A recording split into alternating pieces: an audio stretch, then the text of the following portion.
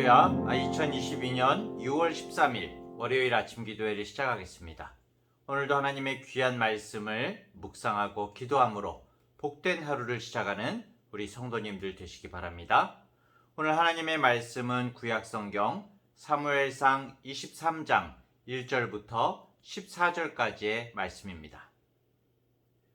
사람들이 다윗에게 전하여 이르되 보소서 블레셋 사람이 그 일날을 쳐서 그 타작마당을 탈취하더이다 하니, 이에 다윗이 여호와께 묻자와 이르되 내가 가서 이 블레셋 사람들을 치리이까? 여호와께서 다윗에게 이르시되 가서 블레셋 사람들을 치고 그 일날을 구원하라 하시니, 다윗의 사람들이 그에게 이르되 보소서 우리가 유다에 있기도 두렵거든 하물며 그 일날에 가서 블레셋 사람들의 군대를 치는 일이리까 한지라. 다윗이 여호와께 다시 묻자온데 여호와께서 대답하여 이르시되 일어나 그 일나로 내려가라. 내가 블레셋 사람들을 네 손에 넘기리라 하신지라. 다윗과 그의 사람들이 그 일나로 가서 블레셋 사람들과 싸워 그들을 크게 쳐서 죽이고 그들의 가축을 끌어오니라. 다윗이 이와 같이 그 일나 주민을 구원하니라. 아히멜렉의 아들 아비아달이 그 일나 다윗에게로 도망할 때에 손에 에봇을 가지고 내려왔더라. 다윗이 그 일나에 온 것을 어떤 사람이 사울에게 알림해 사울이 이르되 하나님이 그를 내 손에 넘기셨도다. 그가 문과 문 빗장에 있는 성읍에 들어갔으니 갇혔도다. 사울이 모든 백성을 군사로 불러 모으고 그 일나로 내려가서 다윗과 그의 사람들을 애워싸려 하더니, 다윗은 사울이 자기를 해하려 하는 음모를 알고 제사장 아비아달에게 이르되 에봇을 이리로 가져오라 하고, 다윗이 이르되 이스라엘 하나님 여호와여, 사울이 나 때문에 이 성읍을 멸하려고 그 일나로 내려오기를 꾀한다함을 주의 종이 분명히 들었나이다. 그 일나 사람들이 나를 그의 손에 넘기겠나이까? 주의 종이 들은 대로 사울이 내려오겠나이까? 이스라엘의 하나님 여호와여, 원하건대 주의 종에게 일러주옵소서 하니, 여호와께서 이르시되 그가 내려오리라 하신지라. 다윗이 이르되 그 일나 사람들이 나와 내 사람들을 사울의 손에 넘기겠나이까 하니, 여호와께서 이르시되 그들이 너를 넘기리라 하신지라. 다윗과 그의 사람 600명가량이 일어나 그 일나를 떠나서 갈 수 있는 곳으로 갔더니, 다윗이 그 일나에서 피한 것을 어떤 사람이 사울에게 말하매 사울이 가기를 그치니라. 다윗이 광야의 요새도 있었고 또 십광야 산골에도 머물렀으므로 사울이 매일 찾되 하나님이 그를 그의 손에 넘기지 아니하시니라. 아멘.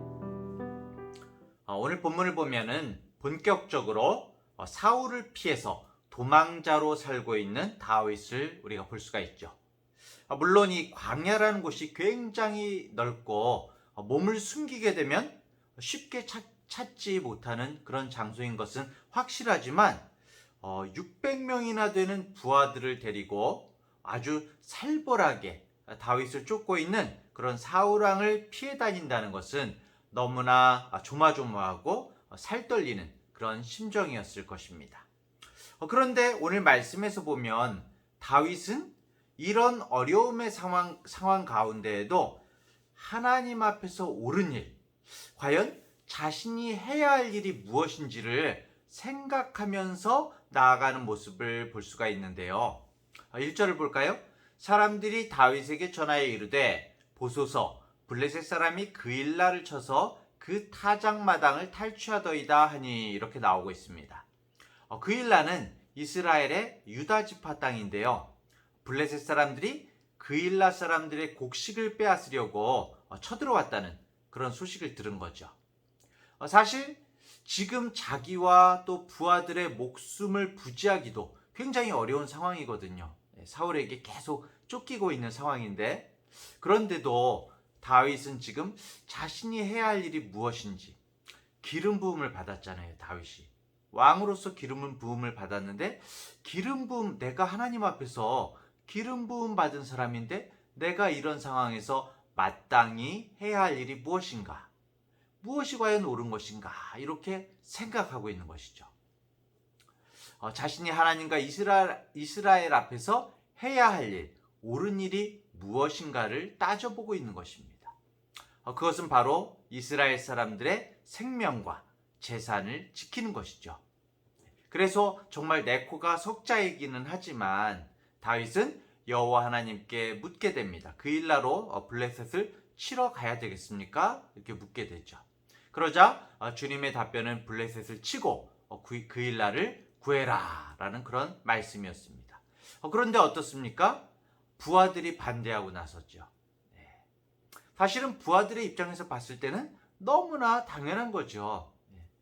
부하들이 다윗에게 이제 뭐라고 호칭했는지는 나와 있지 않지만은 사실은 뭐 부하들 기름 부음을 받았으니까 뭐 왕이라고 불렀을지도 모르겠습니다. 왕이시여, 아니 지금 우리가 그일라를 도와줄 때입니까? 예?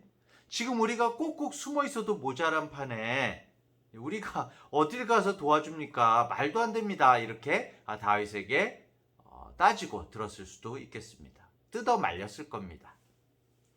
게다가 지금 사울왕이 추격해 오면은 어떻습니까? 다시 유다를 벗어나서 이방 족속 땅으로 도망가야 될 수도, 이방 족속 땅으로 들어가야 될 수도 있는 그런 판인데 블레셋과 원수가 될 필요가 있겠습니까? 막 이렇게 이제 이야기를 했을 것입니다. 실제로 사무엘상 27장에 가게 되면 다윗이 사울을 피해서 블레셋 가드로 도망을 가게 됐죠. 결국 다윗은 두려움에 사로잡힌 자신의 사람들을 위해서 다시 한번 하나님께 물었지만 다시 한번 여호와 하나님께 묻는 과정을 거치게 됩니다. 우리들은 여기서 다윗의 정말 온전한 자세를 볼 수가 있는데요. 자신의 급박한 상황 가운데도 하나님의 뜻과 공의를 묻는 자세도 자세지만 자신의 그 부하들에 대한 자세도 참 온유하고 배려심이 있다라는 것을 우리가 볼 수가 있습니다. 분명히 자신이 하나님의 뜻을 물었어요. 무엇을 해야 할지 분명히 알고 있습니다. 하지만 그럼에도 불구하고 부하들의 불안감과 또 걱정을 이해하고 수용하는 거죠. 내가 무엇이 옳은지는 알지만 그것을 내가 억지로 당장에 주장하는 것이 아니라 상대방을 수용하고 다시 한번 하나님께 묻는 모습을 우리에게 보여주고 있습니다. 이것이야말로 사실은 하나님을 사랑하고 또 더불어 네 이웃을 사랑하라는 주님의 말씀을 쫓는 모습이라고 우리는 볼 수 있는 것이죠. 이것이 바로 진정한 영적 리더의 모습인 것입니다. 4절에 볼까요?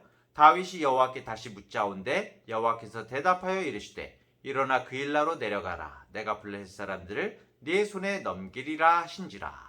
처음과 동일한 말씀을 주신 하나님의 뜻을 쫓아서 이제 블레셋으로 가게 되죠. 블레셋을 쫓아내러 나아갔던 전투는 결국 다윗의 승리로 끝나고 그일라 사람들의 생명을 지키고 재산을 되찾아 오게 되는 것이죠. 성도 여러분, 다윗은 이렇게 사울의 멈출 줄 모르는 추격을 당하고 있는 이런 상황 가운데도 하나님께서 자신에게 주신 사명을 돌아봤습니다. 사명. 여러분들의 사명은 무엇입니까? 오늘 하나님께서 나에게 말씀하시고 나에게 명령하시고 나에게 원하시는 것은 무엇일까요? 이런 추격을 당하는 상황 가운데도 다윗은 정말 자신들에게 주신 백성을 보호하고자 하는 그 사명을 기억하게 되는 것이죠. 사실은 그렇지만 아까 전에도 말씀드렸지만 다윗의 부하들이 600명이거든요. 600명.